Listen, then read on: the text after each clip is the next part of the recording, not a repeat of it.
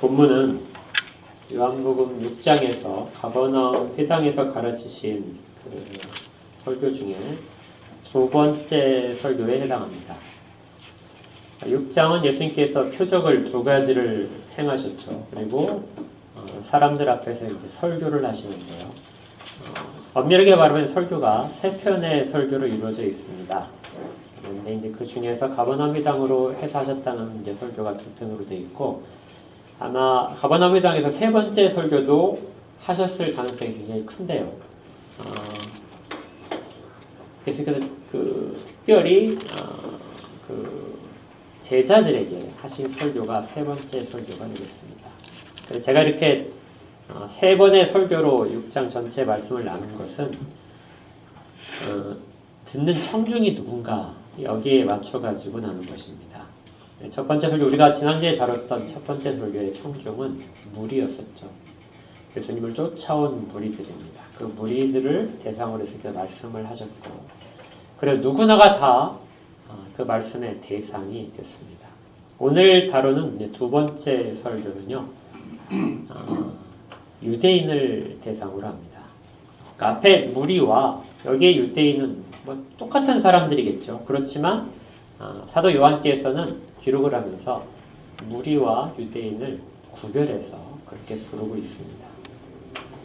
왜냐하면 이 유대인이라는 표현이 요한복음에서는 굉장히 부정적인 표현이에요. 예수님께서 표적을 보이시고 말씀을 가르치셨는데 거기에 대해서 긍정적인 반응을 하지 못한 사람, 그냥 오해를 하는 정도가 아니라 아예 그 반감을 가지는 사람들에 대해서 유대인이라는 호칭을 사도 요한께서는 사용을 합니다.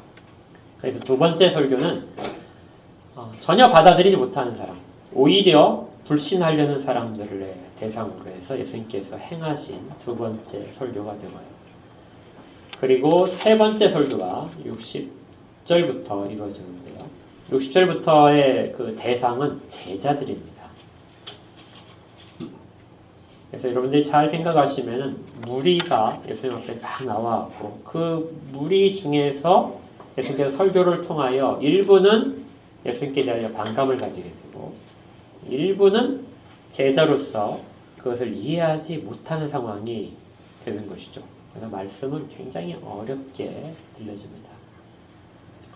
여러분들이 설교가 필요 없을 정도로 이 말씀을 잘 이해하신다면 얼마나 복받은 분들인지 몰라요. 그렇지만 말씀을 전했을 때 예수님 당시에 이 말씀을 사람들이 이해하기는 정말 힘들었습니다.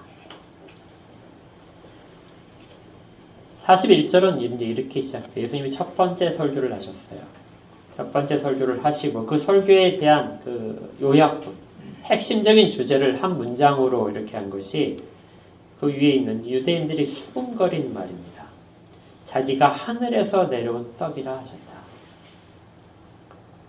그러니까 예수님께서는 내가 하늘에서 내려온 떡이다 이렇게 말씀을 하시고, 그리고 이 떡을 먹는 자는 영생할 것이다 이렇게 말씀을 하시는데, 이걸 유대인들이 아주 잘 이해했어요.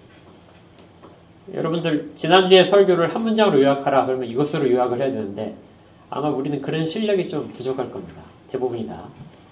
그런데 이 사람들은 정말 똑똑해요. 그래서 바로 이해했습니다. 그러니까 결코 유대인들을 처음에 무작정 부정적으로 보시면 안 돼요. 그들은 종교적인 열심도 있었고요. 구약에 대한 지식도 정말 풍성했던 사람들입니다. 그리고 예수님의 설교를 알아들을 정도로 그렇게 탁월한 지성을 가진 사람들이었어요. 그런데 예수님께서 내가 하늘에서 내려온 떡이다 이렇게 말씀하시는 그 부분을 잡고 이들이 이제 수군거리기 시작했습니다. 앞에서는 예수님 앞에 찾아와서 예수님, 우리가 어떤 일을 해야 하나님의 일을 합니까? 어떻게 하나님을 합니까? 이렇게 질문을 했었어요. 그리고 우리에게 그것을, 예수님이 하늘에서 내려온 떡이라는 것을 알 수 있는 표적을 우리에게 보여주시면 우리가 믿겠습니다. 그렇게 하고 또 우리가 그 떡을 항상 먹을 수 있도록 주십시오. 이렇게까지 청했는데 이제 일부 부정적인 의견들이 나오기 시작하는 거죠. 42절에 보니까 이렇게 돼 있어요. 이들이 수군거린 겁니다. 예수님께 공개적으로 질문을 한 것이 아니라 자기들끼리 이제 웅성웅성거리기 시작한 거예요. 사람들이 예수님에 대한 이해가 다 달랐다는 걸 알 수 있습니다. 그 중에서 특별히 강경한 사람들이 이렇게 이제 이야기를 하는 거죠. 42절에 이르되 이는 요셉의 아들 예수가 아니냐. 그 부모를 우리가 아는데 자기가 지금 어찌하여 하늘에서 내려왔다고 말을 합니다. 예수님의 부모를 이 사람들이 알고 있었어요. 여기가 지금 갈릴리 지방이고 갈릴리 지방에서 예수님이 사셨잖아요. 그리고 예수님도 그곳에서 생활을 하셨습니다. 자라나신 것이죠. 그렇기 때문에 이 예수가 누군지 신상이 이미 이 사람들에게 다 알려진 상태예요. 더군다나 소문까지 나니까 그가 요셉의 아들이다 하는 그런 호칭까지도 이미 다 부모님에 대해서 알고 있고 그들은 또 부모님에 대해서 그 중에는 많은 사람들이 잘 알고 있었습니다. 그런데 왜 예수는 어찌하여 하늘에서 내려왔다고 말을 하느냐 이렇게 되는 것이죠. 이 하늘에서 내려왔다는 이 문장이 굉장히 중요한 말입니다. 예수님께 대해서 많은 문장들이 있어요. 하나님께서 보내셨다 하는 그런 그 호칭도 있고 하늘에서 오셨다는 호칭도 있는데요. 예수님은 그런 것들보다도 내가 하늘에서 내려왔다는 호칭을 많이 사용하십니다. 유대인들은 이 차이점을 금세 알아차렸어요. 왜 저는 땅에서 난 사람이라고 말을 하지 않고 하늘에서 내려왔다고 말을 합니까? 우리가 그의 부모를 다 알고 있는데 저는 땅에서 난 자인데 어떻게 하늘에서 내려왔다고 말합니까? 하늘에서 내려왔다고 말할 수 있는 것은 천상의 존재들, 하나님이거나 천사들입니다. 하나님과 천사들이 이 땅 가운데 모습을 나타내실 때만 하늘에서 내려왔다는 말을 쓸 수 있는데 어떻게 부모가 이 땅의 사람인데 이 땅에서 난 걸 우리가 다 알고 있는데 이 말을 쓸 수 있느냐. 그래서 사람들은 전혀 납득할 수가 없는 것이죠. 여러분들이 2000년 전에 이 사람들이라고 생각을 해보십시오. 여러분들이 다 잘 알고 있는 사람인데 예수가 아주 특출나게 어떤 사역들을 하기 시작을 했는데 그가 하늘에서 내려왔다고 내가 천상적인 존재라고 이야기를 하는 순간 여러분들이 받아들일 수 있을까요?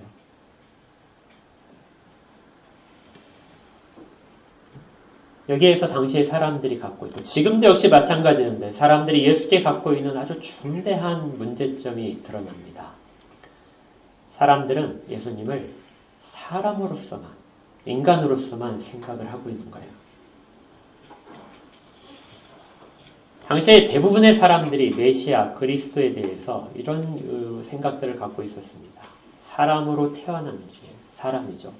사람 중에서 어느 순간 성령 하나님이 그에게 임하셔서 기름을 부으시고 그를 그리스도로 세우시는 것이죠. 그리스도는 기름 부은 자이기 때문에 선지자도 될 수 있고 왕도 될 수 있고 제사장도 될 수 있습니다. 그래서 그는 아주 특별한 능력을 사용을 하고 그렇게 해서 많은 사람을 하나님께로 돌아오게 만드는 일을 하는 사람. 이것이 유대인이 갖고 있는 어쩌면 지금 우리가 많은 사람들이 갖고 있는 그리스도에 대한 생각일 수도 있습니다. 아주 많은 교회 중에 특히 자유주의 쪽에 심각하게 가 있는 교회들은 예수님을 하나님이라고 인정을 하지 않고 예수님을 사람으로 인정을 해요. 사람으로서만 보는 이 시각이 당시의 유대인들에게 있었던 부분이 지금 나타나고 있는 겁니다. 유대인은 지금 예수님을 바라보면서 그렇게 질문을 하는 거예요. 왜 당신이 땅에서 나서 내가 하나님의 말씀을 깊이 깨달았다. 연구를 오랫동안 했더니 하나님의 말씀이 이렇더라 해서 너희들에게 내가 하나님의 뜻을 바르게 전하겠다 하면서 말씀하시면 반감이 없을 텐데. 아니면 내가 성령을 받아서 성령이 충만해서 이 사역들을 하고 너희들을 돌아오게 만든다고 그렇게 말씀하셨으면 이 사람들이 유대인들이 크게 반발을 하지 않을 텐데 주님은 내가 하늘에서 내려왔다고 말씀을 하심으로써 사람들의 이해를 뛰어넘도록 요구하는 것이죠. 유대인들은 이 땅에서 난 사람들 중에 아주 특별한 사람들에게 아까 제가 말씀드렸듯이 하늘에서 온 사람 혹은 하나님께로부터 온 사람이라는 호칭들을 붙였습니다. 여러분들 그 3장에서 니고데모가 예수님께 했던 말을 기억하죠. 예수님을 밤에 찾아와서 그가 예수님께 했던 말은 하나님께로부터 온 선생이라고 불렀습니다. 그러니까 하나님께로부터 왔다는 표현은 아주 탁월한 사람을 말하는 거예요. 정말 성령의 감동을 받은 사람. 내가 당신이 그런 사람인 줄 압니다. 유대인도 지금 예수님의 이 설교를 듣고 있는 유대인들도 그렇게 생각이 들고 있는 거예요. 여기에 대해서 다른 생각을 이야기한 사람이 세례자 요한이었습니다. 세례자 요한이 했던 말들을 잘 살펴보게 되면 그가 예수님에 대해서 어떻게 생각했는지를 알 수 있어요. 세례자 요한이 잡히기 전에 예수님에 대해서 제자들에게 이렇게 이야기를 했었습니다. 3장 31절에요. 우리 한번 찾아볼까요?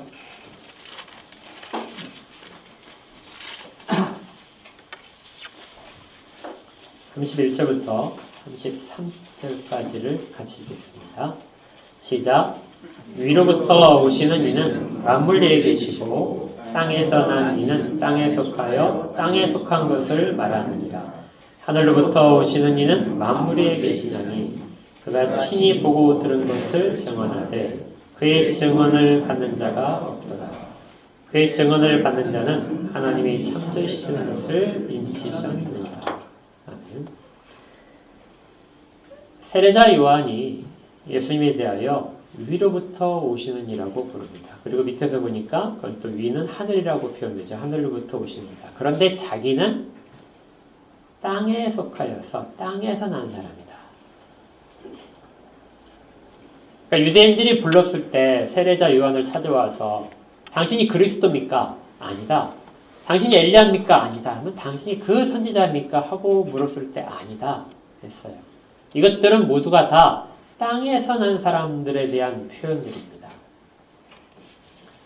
그리고 세례자 요한은 내가 그렇게 땅에서 난 사람이라는 것을 말을 하고 있죠. 너희들이 아무리 나에 대해서 그 어떤 높임을 주더라도 나는 결국 땅에서 난 자고 땅의 일을 말할 뿐이다.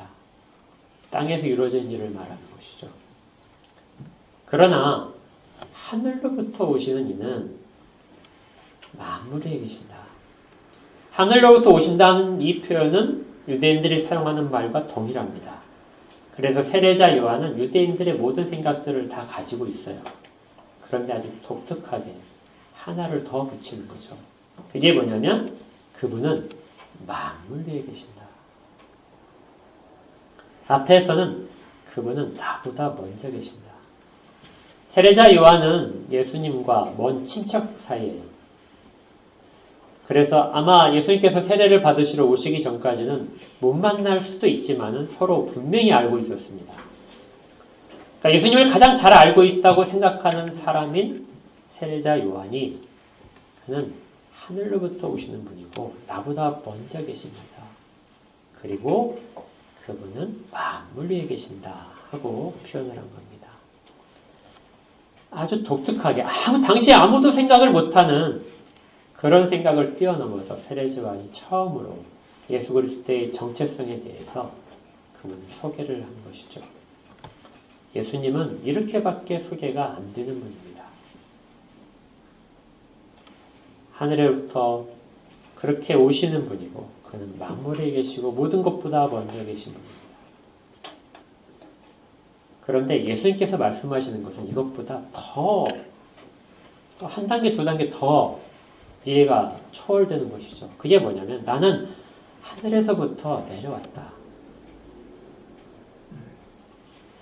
세례자 요한의 말도 이해를 못하는데 어떻게 이 말씀을 기억을 할 수 있겠습니까? 이해를 받아들일 수가 없었겠죠. 그러나 요한복음은 이것을 위한 책입니다. 요한복음의 핵심적인 내용은 예수님께서는 하늘에서부터 내려오신 살아있는 떡이고 사람들에게 영생을 주신다는 거였어요. 그래서 요한복음 1장에서 시작할 때부터 우리가 잘 아시잖아요. 태초에 말씀이 계시니라. 이 말씀이 하나님과 함께 계셨으니 이 말씀은 곧 하나님이시다. 그리고 잘 아는 14절에 가게 돼 말씀이 육신이 되어 우리 가운데 거하시며 우리가 그의 영광을 보니 아버지의 독생자의 영광이요 은혜와 진리가 충만하더라. 우리 가운데 계신 분은 하나님이셨다는 거죠. 이것을 처음부터 말을 하고 있는 겁니다. 그리고 계속해서 이 내용들을 예수님의 행적과 예수님의 말씀을 통하여 제자들과의 대화를 통하여 사람들의 반대를 통하여 드러내고 계시는 거죠. 세례자 요한이 땅에서 난 사람과 하늘로부터 오신 만물에 계신 분의 차이점을 무엇으로 부으냐며 자기는 생명을 줄 수 없다는 것입니다.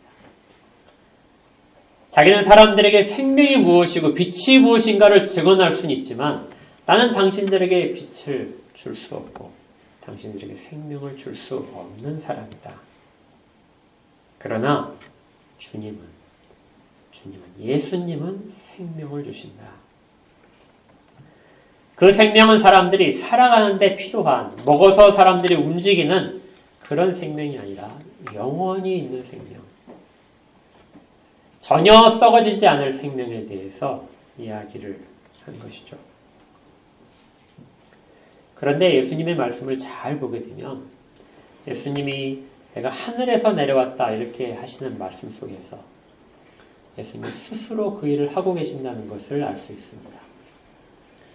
그리고 동시에 예수님께서는 아버지께서 나를 보내셨다는 표현도 동시에 사용을 하세요.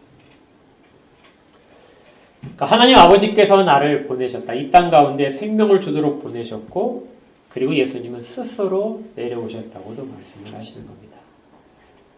이것이 아버지와 아들이 하시는 일인 거고요. 예수님은 그 모든 것들을 다 순종하셨다고 표현합니다. 그러니까 순종은 두 가지 면이 다 있는 거예요. 보내심을 받은 대로 하라는 대로 하는 것이 순종이지만 거기에는 스스로 내 의지로서 하는 것. 그러니까 예수님은 모든 사람들이 걸어가야 될 그 순종의 길을 예수님 이 땅 가운데 사역을 하시면서 그렇게 하셨던 것입니다. 그러나 이것이 사람들에게는 정말 넘기 힘든 장애물이죠. 그래서 예수님이 표적을 계속해서 보이시는 겁니다. 그렇게 입증을 할 수 있도록 하시고 또 말씀으로서 계속해서 가르치시죠. 그러나 아무도 이를 이해할 수는 없습니다. 왜냐하면 땅의 일과 하늘의 일은 땅과 하늘의 간격이 정말 큰 것처럼 예수님에 대한 바른 이해는 절대 불가능한 것이거든요. 그래서 우리에게 필요한 것이 이제 믿음입니다. 믿음은 하늘과 땅을 연결하는 것이고요. 썩어질 것과 썩지 않을 것들을 연결하는 것이 믿음입니다. 그러다 보니 사람들이 오직 믿음으로만 이 일이 된다고 하니까 마치 우리가 믿음이라는 아주 엄청나게 강한 무기를 가지고 있는 것처럼 그렇게 생각할 수 있어요. 내가 믿어서 예수님을 믿어줘서 그렇게 지금 예수님이 내게 다가오신 것이라고 생각을 하기도 합니다. 어떤 사람들은 믿음은 심리적인 그런 확신이라고 생각을 하기도 해요. 실제 사실과 관계없이 내가 그것을 심리적으로 확고하게 붙잡고 있으면 그것을 믿음이라고 생각하고 그것을 내가 구원을 얻은 것이라고 생각을 합니다. 그러나 우리가 계속해서 지금 말씀에서 보듯이 예수님께서 표적을 보여도 사람들이 막 믿는다고 생각하고 예수님을 따라오지만 정작 예수님에 대해서는 다 부족한 이해만 가는 것이죠. 그리고 그런 이해를 통해서는 결코 구원에 들어갈 수가 없습니다. 땅의 일을, 하늘의 일을 알 수 없기 때문이죠. 우리의 심리적인, 우리의 어떤 지식적인 것들도 모두가 다 사실은 땅 속에 머무는 과정이 지나지 않습니다. 이 간격을 그러면 어떻게 뛰어넘을 수 있을까요? 아무리 주님이 하셔도 안 되는 이 일을, 이것이 어떻게 가능할까요? 그것을 예수님께서는 이렇게 말씀을 하십니다. 사람들이 수군대고 있자 44절에 이렇게 말씀하세요. 우리 같이 읽겠습니다. 6장 44절 시작. 나를 보내신 아버지께서 이끌지 아니하시면 아무도 내게 올 수 없으니 오는 그를 내가 마지막 날에 다시 살리리라. 오늘의 가장 핵심적인 구절이 될 겁니다. 모든 것들을 뛰어넘는 것, 땅의 일과 하늘의 일을 연결시키는 것, 그리고 우리의 정말 감당할 수 없는 이의 폭을 뛰어넘게 만드는 것은 아버지께서 이끌어셔야 됩니다. 아들을 세상에 보내신 다음에 아버지께서는 그 아들에게 주실 자들을 직접 손으로 이끌어서, 여기 이끌었다는 말은 강제로 끌어온다는 뜻이에요. 강제로 끌어서 그렇게 아들에게로 가져오십니다. 묶어서 가져오시는 거죠. 막 꽁꽁 묶어서 도망갈 데가 없이 아무리 몸부림쳐더라도 벗어날 수 없게 만들어서 그렇게 끌어오셔서 아들 앞에 세워주시는 겁니다. 이 단어가, 이끈다는 이 단어가 나중에 요한복음 21장에 보시면은 아주 독특한 표현 속에 다시 나와요. 요한복음 21장에 가게 되면 이제 제자들이 예수님을 떠나서 그 갈릴리 호수에서 이제 물고기를 잡고 있었죠. 근데 아무것도 못 잡았습니다. 예수님께서 그물을 내리라고 하시니까 그 순종해서 내렸어요. 그리고 그물을 올렸더니 그물에 큰 물고기가 가득 차겠죠. 153마리가 찼습니다. 아주 큰 물고기를 얘기하는 것 같아요. 그리고 그것을 제자들이 어떻게 하냐면 끌어서 당겨서 육지로, 배 위로 이렇게 끌어당기죠. 그때 사용되는 단어입니다. 물고기를 잡아서, 물고기는 바닷속에서 자유롭게 헤엄을 치고 있는데 그렇게 놔두지 않고 그물을 쳐서 그들을 끌어당겨서 절대 도망가지 못하게 끌어당겨서 끌어올리는 일. 그것이 아버지께서 이끌어서 데려오시는 일이라는 겁니다. 예수님께서 내가 너희로 사람을 낚는 어부가 되리라 이렇게 되게 하려 말씀하신 것은 바로 이 부분들을 말씀하시는 거예요.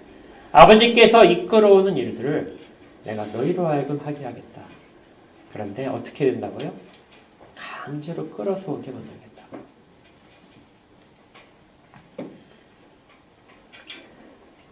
구원에 있는 모든 것들은요, 결코 우리의 시작점에 있지 않습니다. 구원은 오로지 하나님이 시작하셔야 돼요. 하나님이 시작하신 일. 그 일이 우리 가운데 나타났을 뿐입니다. 이걸 다른 표현으로 말하면은 거듭났다고도 말을 하죠. 아버지께서 이끄신 자들은 성령 하나님께서 거듭나게 하신 자들입니다. 그래서 3장에서 예수님께서 니고데모와 대화하시는 중에 이렇게 말씀하신 게 있어요.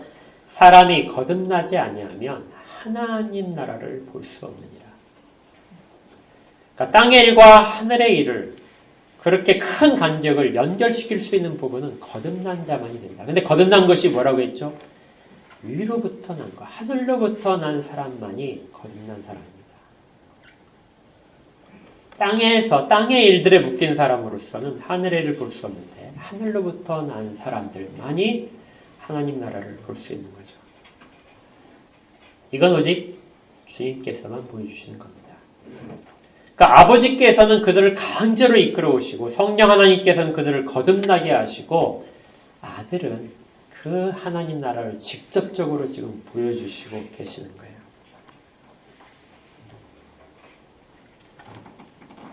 그래서 요한복음 1장에서 이렇게 있었습니다. 12절에 영접하는 자 곧 이름을 믿는 자들에게는 하나님의 자녀가 되는 권세를 주셨습니다. 이 모든 일들이 일어난 것을 믿는 자, 그 사람이 하나님의 자녀가 되는 것이고 이는 혈통으로나 육정으로나 사람의 뜻으로 나지 않고 오직 하나님께로부터 난 자들이다. 하나님께로부터 난 자들, 거듭난 자들, 아버지께서 이끌어서 아들에게 데려다 준 자들, 그리고 아버지가 내게 준 자들, 이 사람만이 이 정말 불가능한 이해의 간격을 뛰어넘을 수 있다는 것이죠.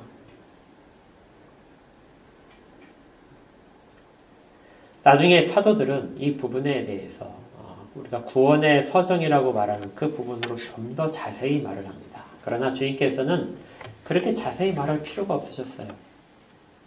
아주 간단하게 하나님께서 어떤 일을 하시는가, 성부 하나님, 성령 하나님, 성자 하나님이 어떻게 일하시는가를 사람들에게 간략하게 설명하는 것으로서도 충분했습니다. 아버지께서는 사람들을 끌어당기십니다. 그들을 가둬서 그들이 도망가지 못하게 묶어서 아들에게 갖다 주시는 것이죠. 그리고 아들은 뭐라 하냐면 그들을 쫓아내지 않는다고 하십니다. 37절을 보시면요. 이렇게 말씀하셨어요. 아버지께서 내게 주시는 자는 다 내게로 올 것인데 내게 오는 자들은 내가 결코 쫓아내지 않겠다. 주님은 자기 일을 하시는 것이 아니라 아버지 일을 하십니다. 그래서 아버지께서 자기에게 데려다 준 모든 자들은 그들을 쫓아내시지 않는 것이죠. 그리고 그들을 다 품으십니다.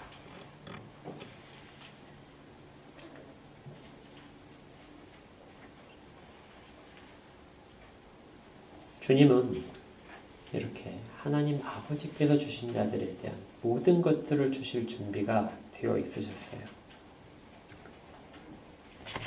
그런데 이 아버지께서 아들에게 이끄시는 방법이 45절에 주님께서 이렇게 말씀하시는 거예요. 선지자의 글에 그들이 다 하나님의 가르치심을 받으리라 기록되었은즉 아버지께 듣고 배운 사람마다 내게로 오느니라. 아버지께서 이끄시는데요. 아들에게 이끌어 가시는데 무엇을 통해서 가시냐면 하나님의 말씀을 통해서 그것들을 가르치셔서 예수께로 인도를 하신 겁니다. 아버지께 듣고 배운 사람만이 예수께 나오는 것이죠. 그래서 하나님께서는 사람들을 말씀으로 이끄십니다. 성경이 바로 이 역할을 하는 것이죠. 성경은 하나님에 대하여 하나님이 자신을 계시하신 것이고 자신의 뜻을 선포하신 것이며 하나님의 행적들을 기록한 것입니다. 오로지 이것 외에는 그리스도께 나갈 수 있는 길이 전혀 없어요. 그래서 우리에게 하나님 아버지께서는 지식으로 성경 말씀을 깨닫도록 하셔서 그리고 아들에게로 인도하시는 것입니다. 이것을 주님께서도 반복해서 말씀하셨어요. 거기에 인용된 그 구절은 이사야, 여러분 성경 밑에 보면 각주가 나와 있는데요. 이사야 54장 13절의 말씀입니다. 내 모든 자녀는 여호와의 교훈을 받을 것이다. 내 자녀에게는 큰 평안이 있을 것이다. 모든 사람들이 여호와의 교훈을 받게 될 것이다. 말씀을 통하여 깨닫게 될 것이라는 것이죠. 주님께서도 5장에서 이렇게 말씀하셨습니다. 또한 나를 보내신 아버지께서 친히 나를 위하여 증언하셨느니라. 너희는 아무 때도 그 음성을 듣지 못하였고 그 형상을 보지 못하였으며 그 말씀이 너희 속에 거하지 아니하니 이는 그가 보내신 이를 믿지 아니하니라. 믿어지는 것은 어떻게 된다고요? 말씀이 우리 가운데 거해져야 되는 겁니다. 친히 하나님께서 그렇게 가르치셔야 우리는 예수를 받아들일 수 있게 되는 것이죠. 그래서 우리가 유명한 구절, 너희가 성경에서 영생을 얻는 줄 생각하고 성경을 연구하거니와 이 성경이 곧 내게 대하여 증언하는 것이니라. 오로지 성경만이 예수님을 드러낼 수 있고 예수님의 이르는 길은 성경을 통해서 하나님께서 깨닫게 하시는 것을 통해서만 가능한 것입니다. 그래서 웨스트민스터 신앙 고백서에서는 이렇게 성경에 대해서 이야기를 하고 있어요. 본성의 빛과 창조와 섭리의 일들은 구원에 필요한 지식을 줄 정도로 충분하지 않다. 아무리 자연을 살펴보더라도 구원의 지식을 우리에게 줄 수 없다는 것입니다. 우리의 본성을 아무리 찾아봐도 아무리 우리 본성이 선하게 살고 정말 착한 양심을 가진 사람이라 할지라도 그것이 우리로 하여금 구원의 길을 깨닫게 하지 못한다는 것이죠. 하나님이 역사 가운데 행하신 일들을 아무리 분석을 해봐도 그 속에서 우리의 구원의 길은 찾을 수 없다는 것입니다. 오로지 하나님께서 자기를 계시하신 성경만이 우리에게 그것들을 알게 하죠. 그리고 또 성령 하나님께서 그것을 깨닫게 하십니다. 그래서 신앙고백서는 계속해서 이렇게 말해요. 성경에서 말씀하시는 성령 하나님은 신앙에 있어서 최고의 재판관이시다. 그러므로 정말로 하나님 아버지의 이끌림을 받는 사람들은 성경을 읽고 배우면서 성령 하나님의 특별한 조명하심으로 그 내용들을 통하여 예수를 알게 되고 그래서 예수께 나아오는 것입니다. 그리고 믿는 것이죠. 이렇게 삼위일체 하나님의 온전하신 은혜와 사역을 통해서만 우리는 지금 예수 앞에 서 있는 존재가 될 수 있습니다. 이것이 우리 장로교와 개혁파 신앙의 핵심입니다. 오로지 우리는 은혜로서만 이렇게 되는 것이죠. 예수님을 만나러 올 수 있는 것은 엄청난 큰 은혜입니다. 그러니까 우리가 예수님을 한번 구경하기 위해서 예배에 참석하는 것도 아니고 이 사실을 가지고 예배에 임하는 것이죠. 그리고 그 속에서 우리가 온전히 우리에게 주신 모든 은혜들을 감사로서 찬양을 하고 또 온전히 그 속에서 하나님의 뜻을 발견하고 우리의 모든 의지를 통하여 순종하겠다는 다짐을 하는 것이 우리가 오늘 모인 이유입니다. 주님은 그들을 쫓아내지 않으시겠다고 말씀하셨어요. 이 쫓아내지 않으시는 것은 먹이시는 과정입니다. 그냥 단순히 쫓아내지 않고 그냥 받아주기만 하는 것이 아니라 모든 양들이 제대로 강건해질 수 있도록 건강하도록 계속해서 먹이시고 돌보시는 것이죠. 잘 먹여서 기르시는 것이 예수 그리스도께서 지금 하고 계시는 일입니다. 그래서 요한복음 6장 35절에 이렇게 돼 있어요. 6장 35절 같이 읽어볼까요? 시작. 예수께서 이르시되 나는 생명의 떡이니 내게 오는 자는 결코 줄이지 아니할 터이요 나를 믿는 자는 영원히 목마르지 아니할 것이다. 주님은 주님께 온 사람들을 결코 줄이지 않게 만드십니다. 그리고 결코 목마르지 않게 만드세요. 그 이전의 상태는 굉장히 심령이 가난하고 그리고 애통하는 마음으로 가득 차 있을지라도 주님께 오고 나면 그 속에 그 모든 것들이 채워지는 감격을 누리고 평화를 누리게 하시는 것이죠. 주님은 이렇게 자기 백성들을, 자기 사람들을 결코 줄이게 만들지 않습니다. 믿음은 주께서 이렇게 주시는 것들을 받아먹는 행위일 뿐이에요. 그러나 우리가 오직 믿음이라고 하면서 믿음을 중요하게 생각하는 것은 우리가 할 수 있는 것이 그거밖에 없기 때문이에요. 오로지 그렇게 반응한 것만이 그게 믿음입니다. 바르게 반응하는 것이죠. 하나님께서 모든 것들을 하시고 은혜로서 주시는 것에 대해 우리가 할 수 있는 유일한 반응. 그렇게 믿은 결과로 우리에게 영생이 찾아오게 됩니다. 주님께서 이제 자기가 하시는 일, 자기를 주시는 일, 내가 하늘에서 내려온 자이고 그리고 생명의 떡을 준다고 말씀하시면서 사람들이 궁금해하는 만나와 다시 비교를 하십니다. 49절에 너희 조상들은 광야에서 만나를 먹었어도 죽었다. 예수님은 유대인이죠. 그런데 예수님께서는 뭐라고 그들에게 말씀하시냐면 너희의 조상들이라고 말씀하십니다. 예수님은 그들과 실질적인 관계가 없다는 표현이세요. 그들은 유대인으로서 아주 강한 자부심을 가지고 있고 장차 모든 사람들은 유대인 앞에서 가르침을 청할 것인데 예수님은 그들을 너희의 조상들이라고 하시면서 그들과 간격을 두십니다. 그들은 자랑하기를 우리는 광야에서 만나를 먹었던 백성이다. 하나님이 약속의 땅으로 데려가실 때 우리를 하여금 줄이지 않도록 그렇게 우리를 하여금 하늘에서 양식을 내려서 주셨다.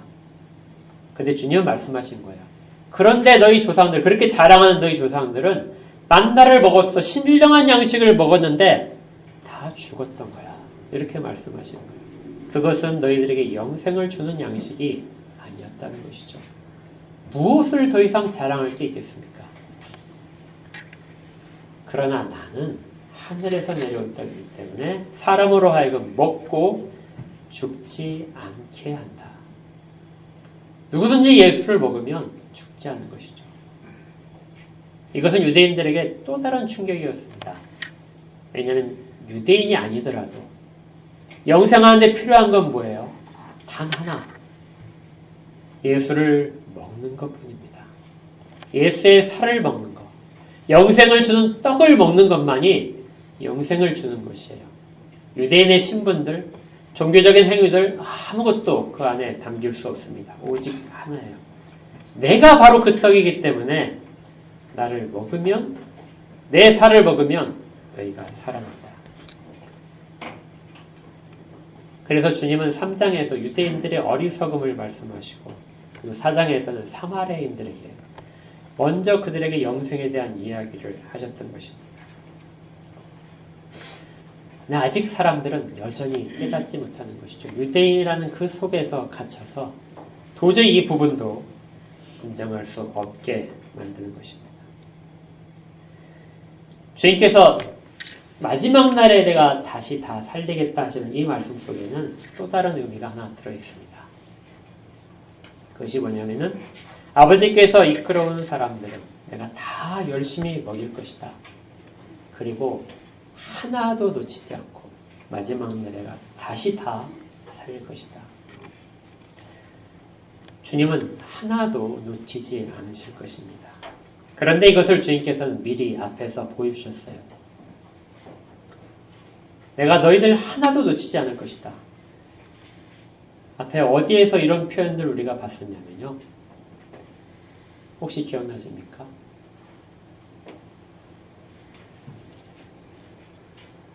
오병이어를 베푸신 다음에 예수님께서 제자들에게 명하시죠. 떡을 하나도 버리지 않게 하라. 그래 광주리에 다 모아서 12바구니를 채웠다고 말씀하셨습니다. 12절에 그들이 배부르니 예수께서 제자들에게 이르시되 남은 조각을 거두어 버리는 것이 없게 하라. 이 버리는 것이 없게 하라. 요 똑같은 그 문장이 39절에 있었습니다. 나를 보내신 이의 뜻은 내게 주신 자 중에 내가 하나도 잃어버리지 아니하고 하나도 잃어버리지 않는다. 이것이 같은 표현이에요.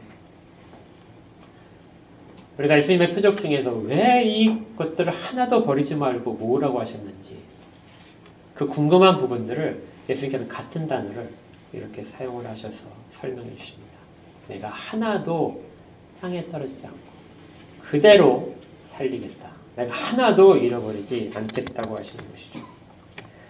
그리고 이러한 것은 나중에 요한복음 21장에서 아까 말씀드렸던 제자들이 물고기를 잡아서 끌어당기는 그 부분에서도 동일한 의미를 가진 것이 나타납니다. 21장 11절에 이렇게 되어 있어요. 시몬 베드로가 올라가서 그물을 육지에 끌어올리니 가득히 찬 물고기가 153마리라. 이같이 많으나 그 다음에 뭐죠? 그물이 찢어지지 아니하였더라. 아무리 물고기가 많아도 그물은 절대로 찢어지지 않습니다. 하나도 놓치지 않는 것이죠. 그 찢어지지 않는 그물은 하나님의 신실하심에 근거한 겁니다. 하나님의 전능하신 능력으로 하나님이 약속하신 모든 것들을 끝까지 이루시면서 한 마리도 놓치지 않겠다. 내가 다 끌어내겠다 하시는 것입니다. 그리고 이 명령을 주님께서는 제자들에게 하신 것이에요. 너희들이 물로부터 호수로부터 깊은 데부터 그물을 내려서 그들을 다 끌어내라. 주님의 명령에 따라서 그물을 끌어올린 다음에 예수님께서는 제자들에게 다시 말씀하십니다. 너희가 내 양을 먹이라. 내 양을 치라. 내 양을 먹이라. 주께서 제자들에게 그렇게 자기를 주셔서 하셨듯이 동일하게 제자들에게 다시 말씀하신 겁니다. 끌어내서 하나도 잃지 않고 끌어내서 다 먹여라 하는 것이죠.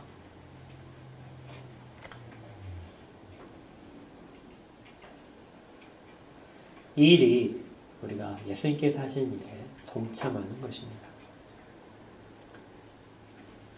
수많은 사람들이 있습니다. 누가 예수님이 우리 가운데 이끌어내라고 명령하신 사람인지는 알 수가 없어요.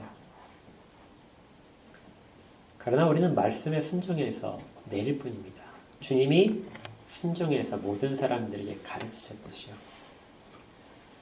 주님은 모든 사람들이 올 때마다 그들을 쫓아내지 않으시고 먹이시고 가르치셨습니다. 떠나는 것들은 그들 결정이었죠. 동일하게 예수님께서는 우리에게 같은 명령을 하시고 우리를 알건 사람들을 끌어당겨서 그들을 먹이라고 하십니다. 그리고 때로는 우리로 하여금 21장에 가게 되면 베드로가 나중에 자기가 원하지 않는데도 띠에 묶여서 끌려가서 순교할 것을 말씀하시죠. 주인께서 그렇게 하셨듯이 그것까지도 제자들은 감당을 해야 될 거라고 하십니다. 우리가 지금 교회에 모여서 하는 일들이 바로 이것입니다. 주께서 가르치신 일들을 우리가 지금 다시 전하고 우리도 그렇게 하겠다고 다짐을 하는 것이죠. 우리의 구원은 우리가 얻어낸 것이 아닙니다. 구원은 절대로 획득한 것이 아니에요. 구원은 단지 적용받는 것입니다. 그리고 그리스도 안에 우리가 들어가지는 것이죠. 아버지께서 우리 가운데 이 일을 하셨습니다. 아버지께서 이끌지 않으셨다면 누구도 예수 그리스도를 믿을 수 없어요. 그리고 예수 그리스도를 구주라고 고백할 수도 없습니다. 우리에게 이 일이 일어난 거예요. 다시 처음으로 돌아가 볼까요? 아무도 그 간격을 넘을 수가 없어요. 하늘에서 내려오셔서 우리에게 영생을 주시는 떡이라는 거, 우리가 그걸 먹어야 산다는 이것을 아무도 뛰어넘을 수 없습니다. 그런데 이걸 뛰어넘게 하셔서 지금 우리가 여기 있는 거예요. 오직 은혜로 우리는 이곳에 지금 있습니다. 여러분들이 혹시라도 정말 힘든 일들이 많아서 그렇게 생각을 하고 내가 정말 구원 얻은 자인가? 내가 정말 하나님께서 나를 붙드시고 이끌으셨는가? 내가 지금 예수 그리스도로부터 먹고 있는 존재인가를 정말 의심이 된다면은 기억하십시오. 이 일은 우리가 시작한 일이 아니라는 겁니다. 로마서 8장처럼 우리가 선택해서 된 일이 아니에요. 우리는 끌려와서 있을 뿐이에요. 그리고 하나님은 그 모든 사람을 아무도 도망치지 못하도록 절대 끊어지지 않는 그물 속에 가둬놓은 것입니다. 하나도 잃지 않으실 거예요. 단지 우리가 그렇게 낙심하고 있을 뿐입니다. 선한 일을 시작하신 하나님은 마지막 날에 우리가 다시 살아날 때까지 어떤 한순간도 우리를 놓지 않으십니다. 이사야 30장 18절에 이런 말씀이 있어요. 이걸 읽으면서 오늘 설교를 마치려고 합니다. 그러나 여호와께서 기다리시나니 이는 너희에게 은혜를 베풀려 하시며 일어나시리니 이는 너희를 긍휼히 여기려 하심이라. 대저 여호와는 정의의 하나님이시라. 그를 기다리는 자마다 복이 있도다. 하나님은 지금도 일하시고 우리에게 가장 좋은 순간에 가장 우리에게 필요한 것들을 공급하고 계십니다. 왜요? 하나님이 시작하셨으니까요.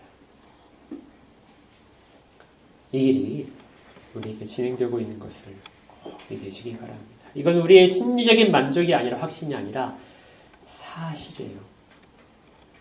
그 사실을 늘 보는 분들이 우리 모두가 되기를 주의 이름으로 축복합니다. 함께 기도하겠습니다.